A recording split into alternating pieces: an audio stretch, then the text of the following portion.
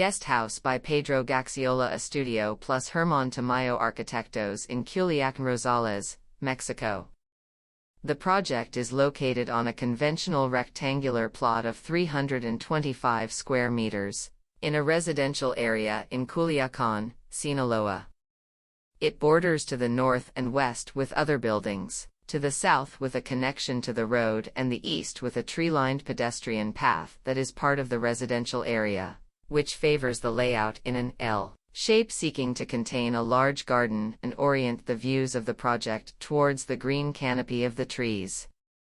The program is divided into 2 blocks, each represented by a rectangular body, independently of the other.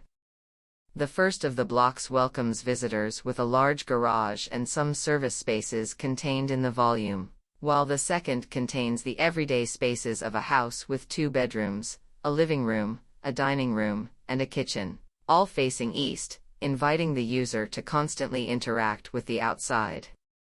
As part of the large garden contained by the volumes, there is a terrace, which in turn houses a pool within its limits, located in the center of the project, exposed to the garden and the vastness of the sky.